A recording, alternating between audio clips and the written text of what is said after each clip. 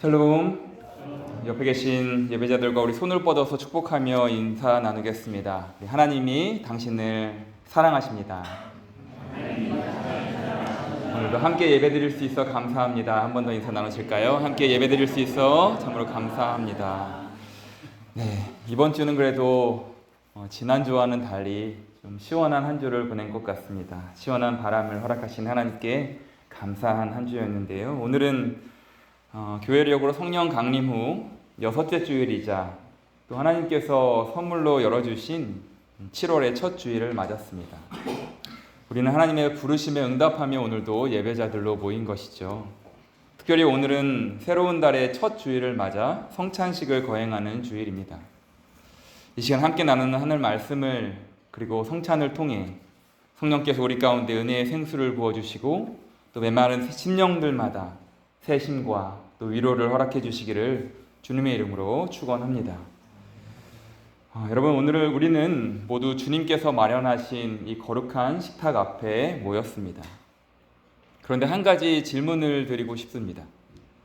왜 사도 바울은 성찬을 설명하면서 갑자기 출애굽 이야기를 꺼낸 것일까요? 구약에서 일어났던 그 사건과 신약에서 예수님께서 십자가에서 죽으시기 전에 이것을 행하여 나를 기억하여라 라고 하셨던 그 성찬의 그 의미가 어떤 관계가 있길래 이런 이야기를 했을까요?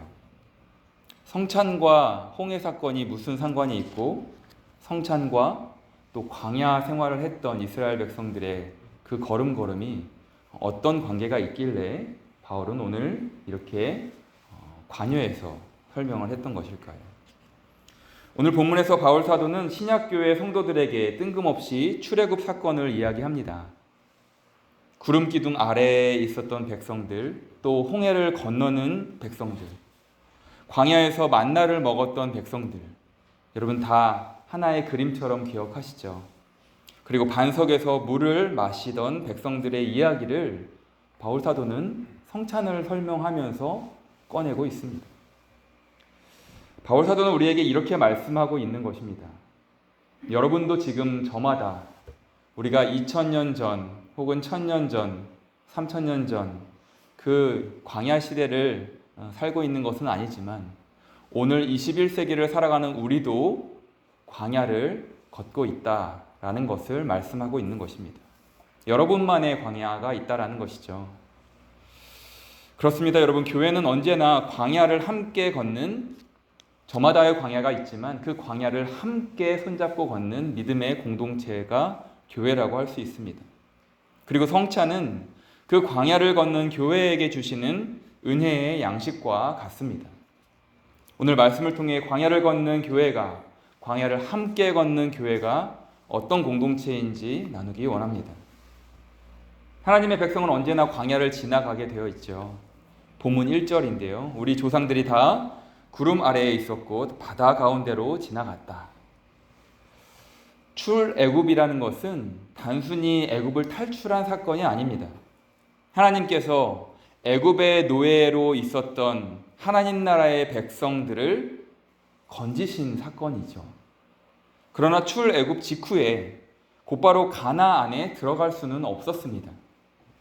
40년이라는 광야에서의 그 고되고도 긴 여정이 그들을 기다리고 있었던 것이죠. 사실 길로만 따지면 일주일 안에도 가나안으로 갈 수 있는 바닷길이 있었습니다. 그런데 왜 하나님은 굳이 광야로 그렇게 백성들을 가게 하셨을까요? 광야는 하나님의 백성을 훈련하는 학교였습니다. 백성이 애굽이라는 나라를 떠나는 것은 사실 단 하루면 되는 일정입니다. 그러나 애굽에서 430년이라는 그 몇 세대에 거친 그 애굽에서의 노예로서의 삶이 있었겠죠. 그러면 사람들은 자연히 그 안에 내가 원하든 원치 않든 노예로서 살아가는 노예 근성이 물들게 되어 있습니다. 그 노예 근성이 그 백성 안에서 떠나는 데는 그렇기 때문에 오랜 시간이 필요했던 것이죠. 그래서 하나님은 광야에서 자기 백성들을 열심히 빚어 가십니다. 믿음을 가르치셨고 순종을 배우게 하셨습니다. 하나님만을 의지하는 법을 훈련시키셨던 것이죠. 그 전에는 애굽의 왕, 그 권력 앞에서 그냥 하루하루 연명하는 데에 그쳤다면 이제는 하나님을 온전히 신뢰하고 순종하면서 믿음으로 걷는 하나님 나라의 백성이 어떤 모습이어야 하는지, 어떤 삶의 태도여야 하는지를 하나님께서는 광야 생활을 통해서 가르치셨던 것입니다. 생각해보면 우리의 삶도 그렇습니다. 사실 우리는 그 누구도 광야를 좋아하지는 않습니다. 문제가 없는 삶을 원하죠. 안정된 삶을 원하고 모든 일이 계획대로 되는 삶을 사실 원합니다. 그것이 나쁜 것은 아닙니다. 그렇게 원하는 것이 우리 인간의 자연스러운 모습이죠. 그러나 하나님은 종종 광야를 통해 일하시는 것입니다. 믿음은 어떤 편안함 속에서, 안정감 속에서 자라는 것이 아니라 치열한 영적 전쟁의 상황 속에서 하나님을 신뢰하며 걷는 그 하나님과의 관계 안에서 우리에게 심겨진 믿음의 씨앗이 자라고 열매를 맺어가게 되는 것입니다. 무르익어 가는 것이죠. 믿음이 어느 순간에 딱 한 번에 이제 완벽한 믿음이 나에게 장착되었어 라는 것은 없습니다. 어느 설교를 통해, 찬송가의 한 가사를 통해, 누군가의 삶의 크리스천의 모습을 통해, 표정을 통해, 말 한마디를 통해 나에게 예수 그리스도가 나의 삶의 주인이시다, 나를 구원하신 우리의 구세주이시다 라는 그 고백에까지 이르게 되고 그 믿음의 씨앗이 성령의 도우심으로 심겨졌다면, 그러면 그때부터는 끝이 아니라 그 씨앗이 뿌리를 내리고 줄기를 뻗고 가지를 뻗어서 열매를 맺기까지는 계속해서 믿음의 훈련이 필요하고 믿음의 굳은 살이 배워가야 하는 것입니다. 특별히 오늘 우리 라일랜드 지방 한인 공동체를 생각해 봅니다. 우리 교회에는 독일에 오신 지 수십 년이 된 파독 광부와 간호사 1세대 권사님들과 또 집사님들이 계시죠. 독일 땅에 지금의 한인들이 이렇게 정착할 수 있었던 것은 바로 그분들이 계셨기 때문입니다. 그래서 이분들은 그 존재 자체로 사실은 존중받아, 아니 존경받아 마땅한 분들입니다. 그래서 이틀 전 우리 정분환 집사님을 모시고, 우리 박창환 집사님은 훨씬 더 연세가 있으시고 또 먼저 오셨기 때문에 정분환 집사님을 모시고 청소년, 청년들과 광산 박물관을 탐방한 것은 그런 의미에서 더욱 우리 다음 세대들에게 의미 있는 여행이었습니다. 1세대 어른들은 젊은 시절 낯선 나라에 오셨습니다. 언어도 달랐고 또 문화도 달랐죠. 외로움도 많으셨을 것입니다. 그리고 지금보다 그때는 더 차별도 심했을 것입니다. 그러나 우리가 즐겨 부르는 찬양, 지금까지 지내온 것 주의 크신 은혜 덕분이다 라는 고백처럼 하나님께서 여기까지 인도하셨음을 믿습니다. 그런가 하면 1세대 어르신들의 뒤를 이어 유학과 또 이민으로 치열하게 독일에서 살아가는 우리 1.5세대 권사님, 집사님들도 계십니다. 그리고 그 뒤를 이어서 자신의 길을 개척하는 믿음의 젊은 2세대들도 있죠. 그들의 길도 결코 쉬운 길은 아닙니다. 40년과 지금 시대는 너무 많이 변했고 또 지금 시대에 흐르는 가치들이 있는데 그 세 개의 가치들 사이에서 영적 씨름을 해야 되는 세대이기 때문입니다. 미래가 불확실할 때도 있고 비자와 직장 문제를 고민할 때도 있습니다. 이처럼 세대는 다르지만 우리는 모두 그 시대 그리고 오늘 하나로 묶어주신 오늘의 시대 가운데 같은 길을 걷고 있습니다. 그 길은 바로 광야의 길입니다. 그러나 기억해야 합니다. 광야는 하나님이 없는 곳이 아니라 광야는 하나님이 가장 가까이 계신 곳입니다. 이스라엘은 광야에서 처음으로 구름 기둥과 또 불 기둥을 경험했습니다. 낮과 밤의 구분 없이 한결같이 동행하면서 인도하시는 하나님을 그들은 체험했던 것이죠. 그러므로 광야는 하나님께 버림받은 장소가 아니라 하나님께서 친히 그들을 인도하시는 장소입니다. 하나님께서 어떻게 인도하셨을까요? 오늘 본문은 광야의 양식이 결국 그리스도셨다라고 말씀합니다. 다 같은 신령한 음식을 먹으며 다 같은 신령한 음료를 마셨으니 그 반석은 곧 그리스도시라. 여러분, 이 말씀은 굉장히 중요하고 놀라운 말씀입니다. 출애굽 당시 이스라엘 백성은 예수 그리스도, 예수님의 이름을 듣지도 알지도 못했습니다. 그런데 바울은 이렇게 해석하는 것이죠. 그 반석은 곧 그리스도시다. 그렇다면 이것이 무슨 뜻이겠습니까?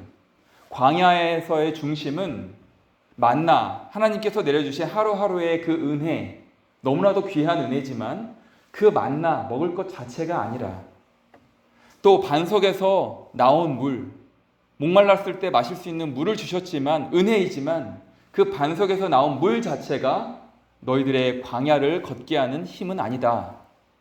광야의 중심은 언제나 그리스도였다라는 것을 말씀합니다. 그들을 살리신 분이 그리스도셨고 그들을 먹이신 분이 그리스도셨고 그들을 인도하신 분이 그리스도셨습니다. 하나님은 당신의 백성에게 무엇을 줄까 보다, 무엇이라도 주실 수 있는 분이지만 무엇을 줄까 보다 누구를 그 백성에게 보낼까를 더 중요하게 여기셨습니다. 그래서 모세를 보내셨고 우리에게 예수 그리스도를 보내셨습니다. 우리도 마찬가지입니다. 지나온 삶을 돌아보면 내가 그 모진 고통의 시간을 버텼다, 견뎠다, 나는 인내심이 강한 사람이다 라고 스스로 평가할 수도 있겠지만, 그러나 곰곰이 생각해보면 사실은 그리스도께서 우리의 걸음걸음을 붙들어 주셨기 때문에 우리는 그 순간을 견디고 버티고 여기까지 올 수 있었음을 뒤늦게 깨닫고 감사를 고백할 수 있게 되죠. 열심히 삶을 살아내느라 육신이 연약해지는 그런 가운데에서도 여기까지 오셨고, 심장 또는 여러 곳에 그 기구를 심는 그 연약함 가운데에서도 그 믿음으로 여기까지 오셨고, 경제적 어려움 속에서도 여기까지 오셨습니다. 가족의 눈물 속에서도 여기까지 오셨을 것입니다. 그래서 독일이라는 낯선 땅에서 신앙을 지키며 지금까지 살아온 것도 결국 하나님의 은혜라고 우리는 고백할 수밖에 없는 것입니다. 우리가 여기까지 온 것은 물론 우리가 땀 흘리고 열심히 노력하여 얻은 능력도 당연히 있겠지만 그 능력 너머에서 세밀하게 인도하신 하나님의 은혜의 덕분이라고 우리는 고백할 수 있어야 합니다. 여러분, 생각해보면 여러분에게 주신 능력이라는 것도, 그 힘이라는 것도, 재능이라는 것도, 그 직장에 타이밍 잘 맞은 취업이라는 것도, 그리고 건강을 힘입어서 지금 열심히 땀 흘려 일하실 수 있는 것도 결국 하나님께서 우리에게 날마다 주신 선물, 그 선물로 허락하신 것일 테니까요. 그런데 이제 바울 사도는 갑자기 성찬 이야기를 시작합니다. 16절인데요. 우리가 축복하는 축복의 잔은 그리스도의 피에 참여함이 아닙니까? 우리가 떼는 이 빵은 그리스도의 몸에 참여함이 아닙니까? 그러니까 모든 것이 다 예수 그리스도와 상관이 있다라는 것입니다. 관계가 있다라는 것입니다. 우리는 예수 그리스도 없이는 살아갈 수가 없는 존재라는 것입니다. 바울 사도는 왜 갑자기 성찬에 관한 이야기를 한 것일까요? 광야의 만나와 오늘의 성찬이 연결되어 있기 때문입니다. 이스라엘은 광야에서 만나를 먹지 않았다면 죽었을 것입니다. 마찬가지로 교회도 그리스도 없이는 살 수 없는 하나님의 그리스도의 몸이라는 것이죠. 물론 떡 자체에 어떤 신비한 힘이 있는 것은 아닙니다. 그러나 성령께서는 성찬을 통해 우리를 살아계신 그리스도와 하나 되게 하시는, 연합하게 하시는 것입니다. 그것이 성령의 오늘날의 사역입니다. 우리가 이 땅에 있지만 성령께서 하늘에 계신 아버지와 그리스도와 교통할 수 있도록, 연합할 수 있도록 우리를 그렇게 교통하시는 것이죠. 도우시는 것입니다. 이스라엘은 광야에서 만나를 먹지 않았다면 죽었을 것이고, 교회는 마찬가지로 이 떡과 잔, 그리스도를 먹지 않으면, 그의 살과 피, 그의 말씀을 먹지 않으면 우리는 온전히 살아갈 수가 없습니다. 물론 떡 자체에 어떤 신비한 힘이 있는 것은 아니고 성령께서 그렇게 우리를 연합하게 하시는데, 그래서 종교개혁자 칼뱅은 성찬을 이렇게까지 표현합니다. 영혼의 양식, 우리 영혼의 양식이라고 불렀습니다.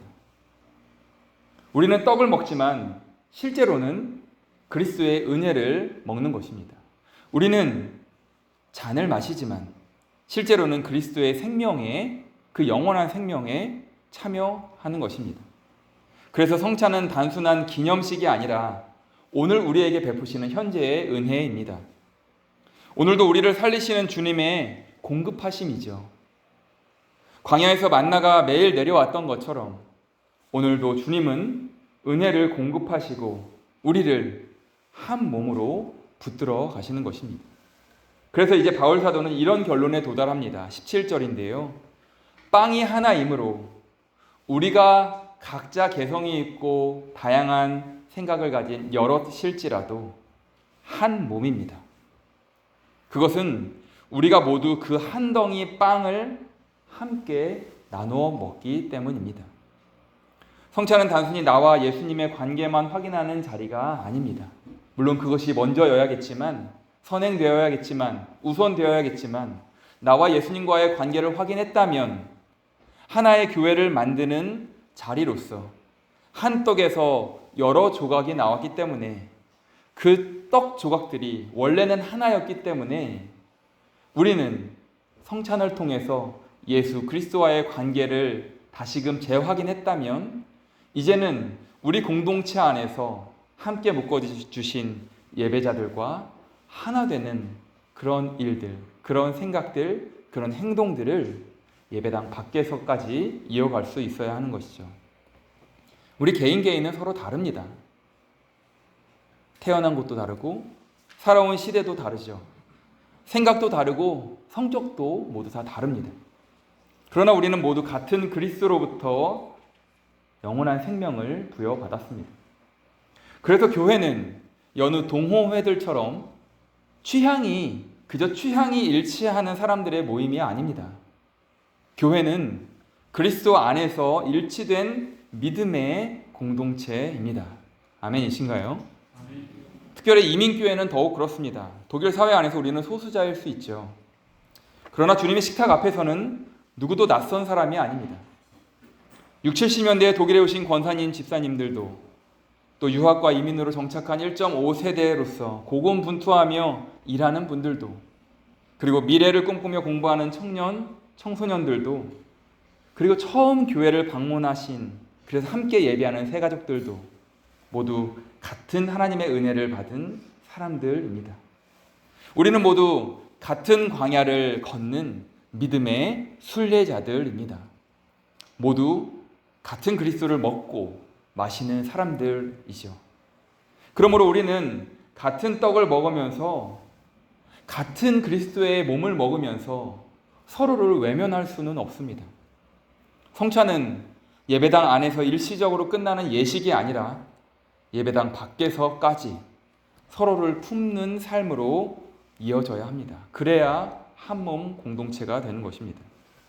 서로를 위해 기도하는 것, 아픈 성도를 찾아가는 것, 외로운 이웃을 품는 것, 그리고 다음 세대를 사랑으로 바라보면서 세워주는 것, 이 모든 것이 성찬의, 그리스도와 한 몸 된, 연합된 성찬의 연장선입니다. 우리는 한 피 받아 한 몸을 이룬 그리스도의 몸이기 때문입니다. 사랑하는 여러분, 우리는 아직 광야를 걷고 있습니다. 아니, 앞으로도 우리는 계속 이 광야의 여정을 이어가야만 합니다. 물론 고될 것입니다. 그래서 때로는 지치기도 하겠죠. 그러나 광야보다 더 큰 하나님의 은혜가 이미 우리에게 부어졌습니다. 그 은혜는, 그 선물은 바로 예수 그리스도입니다. 이스라엘은 만나를 먹으면서 살았지만 우리는 친히 생명의 떡으로 오신 예수 그리스도를 먹으면서 살아가는 것이죠. 이스라엘은 반석에서 나온 물을 마시면서 살았지만 우리는 십자가에서 흘러나온 은혜의 생수를 마시는 것입니다. 잠시 후 우리는 주님께서 마련하신 식탁에 초청받아 나아갈 것입니다. 그 식탁에 마련된 떡을 통해 주님은 오늘 우리에게 말씀하실 것입니다. 이 떡은 너를 위하여 찢은 내 몸이다. 이 식탁에 마련된 잔을 통해 주님은 오늘 우리에게 말씀하실 것입니다. 이 잔은 너를 위하여 흘린 내 피이다. 그리고 주님은 오늘도 말씀하십니다. 그러니 두려워하지 말아라. 세상 풍파에 잠시 흔들릴 수는 있어도 완전히 절망의 늪에 빠지지는 말아라. 너는 혼자가 아니다. 임마누엘로서 우리와 함께 하시는 하나님으로서 나는 너와 함께 광야를 지금도 걷고 있다. 너희는 한 몸이다. 사랑하는 여러분, 선물로 열어주신 7월의 첫 주간도 그리고 하반기도 친히 우리가 발딛고 일어설 반석이 되어주신 예수 그리스도를 오롯이 의지하시기 바랍니다. 주님께서 친히 마련하여 먹이시는 성찬의 은혜를 날마다 기억하시고 또 예배당 밖에서까지 그렇게 그리스도의 한 몸된 공동체임을 여러분 꼭 기억하시고 붙드시기 바랍니다. 서로를 더욱 깊이 사랑하며 예배당 밖에서도 한 몸된 공동체로 그렇게 부단히 살아내시기 바랍니다. 그리하여 부르신 이 독일 땅에서 영원한 하나님 나라를 향해 함께 손잡고 걸어가는 복된 믿음의 순례자들로서 예수 그리스도의 건강한 한 몸 공동체에 이뤄갈 수 있기를 주님의 이름으로 간절히 축원합니다. 함께 기도하겠습니다. 사랑과 은혜가 풍성하신 아버지 하나님, 오늘도 주님의 말씀 앞에 우리를 세워주심을 감사드립니다. 광야 같은 세상 가운데 살아가지만 결코 우리를 홀로 두지 않으시고 구름 기둥과 불 기둥으로 인도하셨던 하나님께서 오늘도 우리와 함께 하심을 믿습니다. 주님, 파독 광부와 간호사로 이 땅에 오셔서 믿음을 지키며 살아오신 어르신들을 기억하여 주옵소서. 눈물의 세월과 수고의 시간을 주님께서 알고 계시니 그 삶에서 드린 열매들을 기뻐 받으시고 남은 생에도 강건함과 평안으로 붙들어 주옵소서. 또한 우리 공동체 안에서 자라가는 다음 세대와 한몸 공동체로 부르신 청년들을 축복하여 주옵소서. 불확실한 미래 앞에서도 두려워하지 않게 하시고 하나님께서 열어주시는 길을 온전히 신뢰하게 하옵소서. 우리 교회가 서로 다른 세대가 함께 어우러져 믿음을 전수하고 사랑을 나누는 아름다운 공동체가 되게 하옵소서. 주님, 오늘 우리가 참여하는 성찬을 통하여 다시 한번 그리스도의 십자가 사랑을 깊이 경험하게 하시고 우리를 위해 찢기신 몸과 흘리신 보혈의 은혜를 기억하게 하옵소서. 혹 상한 마음이 있다면 상한 마음은 치유하여 주시고 지친 영혼들이 있다면 새롭게 하시며 흔들리는 믿음은 굳건하게 세워 주옵소서. 특별히 병상에 있는 주의 백성들, 홀로 외롭게 지내는 성도들, 가족 문제와 경제적 어려움 가운데 있는 성도들을 기억하여 주시고 하늘의 위로와 평강을 허락하옵소서. 우리 모두가 한 떡을 나누는 한 몸의 공동체임을 기억하게 하시고 서로를 사랑하며 섬기게 하옵소서. 독일 땅 가운데 우리 교회를 사용하셔서 그리스도의 향기를 나타내게 하시고 이웃에게 축복의 통로가 되게 하옵소서. 이 광야의 끝까지 우리와 동행하시는 예수 그리스도의 이름으로 기도드립니다. 아멘.